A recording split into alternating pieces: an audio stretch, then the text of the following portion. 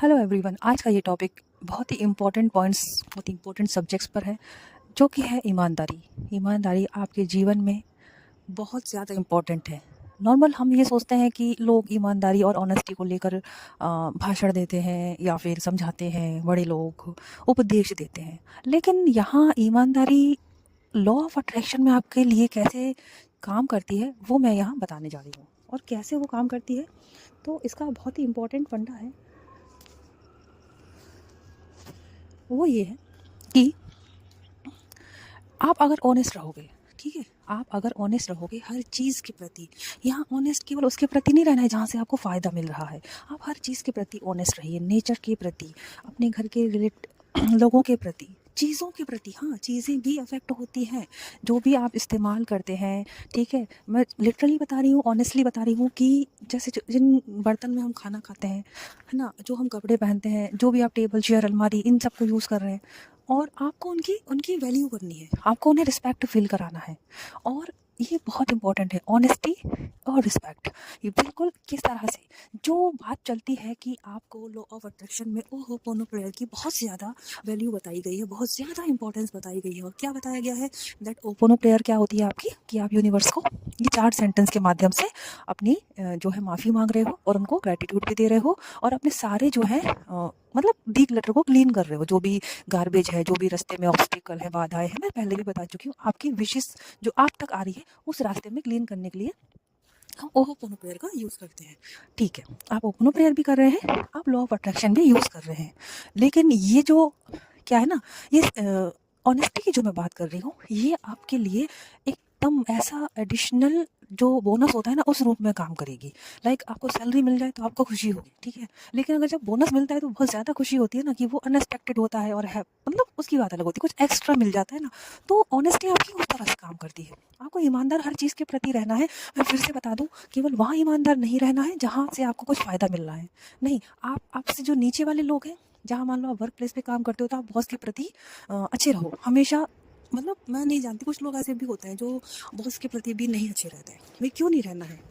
ईश्वर के प्रति अगर आप अच्छे हो, तो वर्क प्लेस पे आपका बॉस होता है, उसकी रिस्पेक्ट करो, ठीक है, उसके प्रति ईमानदार रहो। तो यहाँ मैं यही बताना चाह रही हूँ। लेकिन एक तो हो गया, आपसे आपके ऊपर जितने भी लोग हैं उनके प्रति ईमानदार रहो, ठीक है। और ईमानदारी कहाँ दिखानी है, आपसे जो लोअर नीचे के लोग हैं, ठीक है, चाहे वो पद है, चाहे उम्र है, चाहे रिश्ते नाते हैं, हम सबसे इम्पोर्टेंट है, ऊपर वालों की तो फिर भी एक बार रिस्पेक्ट कर लेते हैं, उनके प्रति सही रहते हैं। लेकिन डाउन वालों के प्रति तो हमको लगता है कि अरे ये हमारा क्या बिगाड़ लेंगे।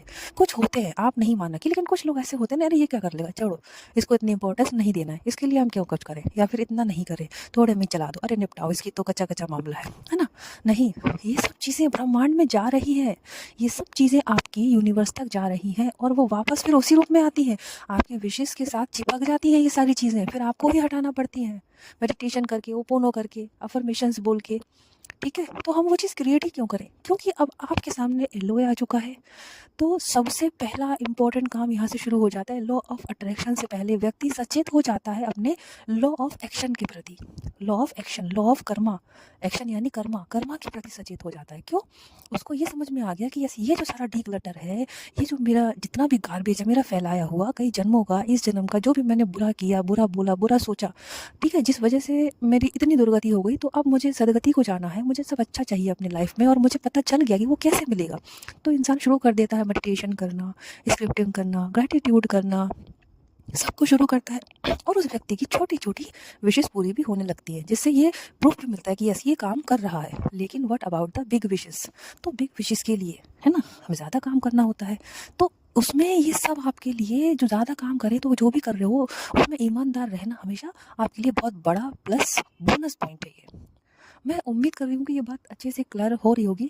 मेरे साथ यही है, लाइफ में हर एक चीज़ के प्रति ऑनेस्ट रहती हूँ। कहीं भी जहाँ ज़रूरत है आपको बोल के बता दीजिए, आप कहीं भी ज़रूरत है जहाँ बोलने की, वहाँ बोलना है। चुप रहना है वहाँ चुप भी रहना है, अगर किसी का भला आपके चुप रहने से हो रहा है तो भी, ठीक है। और हर चीज़ के प्रति, यूनिवर्स के एक एक ज़र्रे ज़र्रे के प्रति, एक एक कण कण के प्रति ईमानदारी रखिए। कुछ भी है, नेचर का पत्ता भी दिखता है तो उसे हाय हेलो बोलिए प्यार से। देखिए ना, वो एक हवा सी चलती है और वो पत्ता लहरा उठता है। मैं लिटरली बता रही हूँ। तो ठीक है, ये नहीं सोच रही है तो बस निर्जीव है, निर्जीव नहीं है वो सजीव है, प्रूफ तो हो चुका है साइंस में, आप भी जानते हो, लेकिन फिर हम उसको वैसा फील नहीं कराते। आप उसको फील कराइए, वहाँ से चीज़ें बैक बाउंस होकर आपके पास आएंगी। और बच्चे हैं, नेबर्स हैं, सबके प्रति, नेबर्स, ये सब कोई हर जगह हम कह रहे हैं आप ऑनेस्ट रहिए और लोगों के प्रति ग्रेटफुल रहिए। अच्छा कर रहे हैं तो ग्रेटफुल रहिए, बुरा कर रहे हैं तो भी ग्रेटफुल रहिए, ठीक है, वो कर्मा पे बैक होते हैं हमारे। आपको इसी स्टेट में आ जाना है, अपनी सोल को, अपने आप को एक सोल मानते हुए इसी स्टेट में आ जाना है कि यस, ये सब अगर बुरा हो रहा है मेरे साथ तो ये सब मेरे प्रारब्ध है, ये सब मेरा कर्मा है, और ये जब तक पूरा नहीं होगा तो जो मुझको चाहिए, जो मेरी विशेष है वो रास्ते में ही रहेगी, तो उसको भी खुशी खुशी एक्सेप्ट कीजिए। और इन सब के बदले कोई रिएक्शन नहीं देना है। No reaction is the best reaction, ध्यान रखना। वो सीधे यूनिवर्स तक जाता है। और इन सब के अबव आपको लगेगा इतना कर्म हो गया, अब तो लग रहा है मेरे साथ वो व्यक्ति कर्म कर रहा है, ना कि मेरे कर्म चुक रहे हैं। ऐसी कंडीशन में आपको ये करना चाहिए, सरेंडर टू द यूनिवर्स। सीधे यूनिवर्स को सरेंडर करना है, हे परमपिता परमेश्वर, मेरी ये दुख तकलीफ है, ये लोग मेरे साथ ऐसा कर रहे हैं, या ये सिचुएशन मेरे साथ लाइफ में ऐसी हो गई है, जो मैं आपके चरणों में समर्पित करता हूँ। प्रे कीजिए उनसे और अपने आप को वहाँ से उठा लीजिए। दुखी नहीं होना है, हमेशा खुश रहना है, सेल्फ लव बहुत करना है, ऑनेस्ट रहना है। Honesty is the best policy. बहुत सारी इस पे कहावतें हैं, लेकिन एक्चुअल में एलओए में ये कैसे आपके लिए हेल्प करेगी? ईमानदारी with LOA, it is called bonus, okay, in the path of your wish, आपकी विश को पास लेकर आने में। तो आई होप ये वीडियो आपको काफ़ी हेल्पफुल रहेगा। ईमानदार रहिए हर कड़ कड़ के प्रति, जिसको जितना सम्मान देना है वो ज़रूर दीजिए। कभी क्या होता है ना, लोग क्या करते हैं, रोक लेते हैं खुद को, रोक लेते हैं। अरे समझो ये चीज़ एनर्जेटिकली होती है, दिखाने के लिए नहीं होती है। ये 3D की चीज़ें नहीं चल रही हैं, 5D मतलब एनर्जेटिकली चीज़ें हो रही हैं। मन में जलन, कोल्ड वॉर चल रहा है, एवरीथिंग। कि अगर हमने फलाने की तारीफ़ कर दी तो उसको तो इम्पोर्टेंस मिल जाएगी। नहीं, अगर सच में आप बड़े हैं और आपको आपके आसपास दिख रहा है लोग हैं तारीफ के काबिल, आप उनकी प्रशंसा कीजिए, उनकी उस सोल की प्रशंसा कीजिए। आप उसको ऐसे व्यक्ति नहीं देखिए, वो यूनिवर्स है, उनके अंदर ईश्वर है, ये सोचकर आप देखिए ना। जहाँ आपका कर्तव्य बनता है वहाँ, यही चीज़ को मैं ईमानदारी कह रही हूँ, जहाँ जो आपका रोल है उसको परफेक्टली पूरा कीजिए, दैट इज़ ईमानदारी। बचना नहीं है, भागना नहीं है, छुपना नहीं है चीज़ों को, किसी की क्वालिटीज़ को ढांकना नहीं है। जो काबिल है वो तो निखरेगा ही, अगर आप उसको ढांकोगे तो आप अपना कर्म बना रहे हो। वो बंदे का कुछ नहीं ढकने वाला, वो काबिल है, वो तो चमकेगा ही चमकेगा, ठीक है। तो ये कुछ ऐसे पॉइंट हैं। ईमानदारी का मतलब ईमानदारी नहीं कि रिश्वत नहीं लेना, वो जो सिखाते हैं, नो। ईमानदारी मतलब प्योर, प्योर रहना है आपको। जहाँ ज़रूरत है आपकी, आपका जो रोल है जिस रिश्ते में, जिस जगह पर, वो आपको निभाना है, उसमें जो बनता है वो करना है। ये सब यूनिवर्स देखते हैं, हम बच नहीं सकते। इंसानों की बात नहीं चल रही है यहाँ पर एनर्जी की बात चल रही है, यूनिवर्स की बात चल रही है। आप जो कुछ करते हैं वो एक एनर्जी में रूपांतरित हो जाता है, बैक टू यू 100% आता है, ओके।